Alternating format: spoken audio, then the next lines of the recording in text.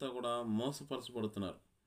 ఈ మోసపరచు ఆత్మల యందు దయ్యముల బోధ యందును లక్ష్యముంచి విశ్వాస భ్రష్టులైపోతూ ఉన్నారు. అనగా ఇది ఎవరు చెప్తున్నారంటే ఆత్మ తేటగా చెప్పుచున్నది. కాబట్టి ఎవరు ఆత్మ అంటే పరిశుద్ధాత్మ.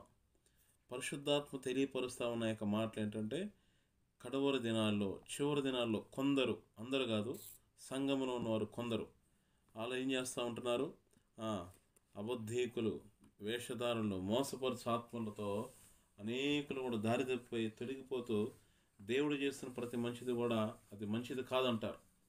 అనగా అది ఆహారమే కానీ, దేవుని కార్యములే కానీ, అన్ని విషయంలో కూడా వారు వాటిని నిషేధించేవారుగా ఉంటూ ఉన్నారు.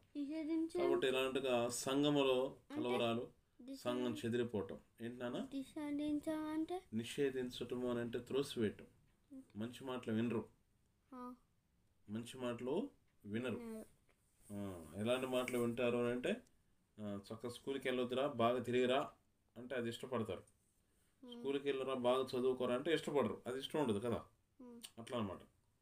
ఓకే, అది నిషేధించడం అంటే అదనమాట. కాబట్టి దేనికి ఇష్టపడతారు అని అంటే ఈ లోక సంబంధమైన వాటిల్లో, ఈ లోక సంబంధం అని అంటే మంచిగా ఎంజాయ్ చేయటం.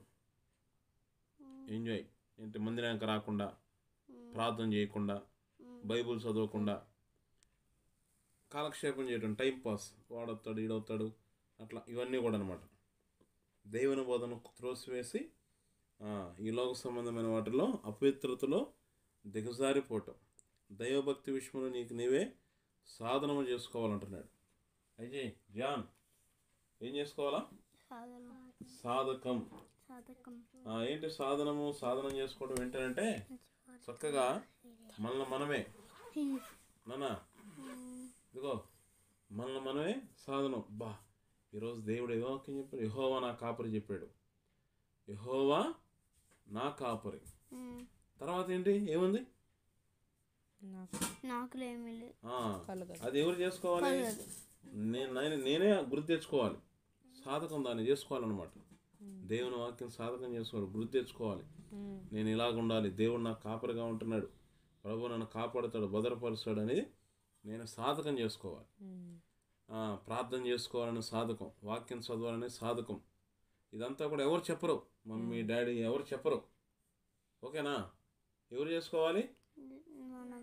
ఎవరంతటా వాళ్ళే సాధకం చేసుకోవాలి. అప్పుడు దేవుడు వారిని ఏం చేస్తాడు? ఆశీర్వదిస్తాడు. ఏం చేస్తాడనా? కాబట్టి ప్రభువు మనల్ని ఆశీర్వదించును గాక.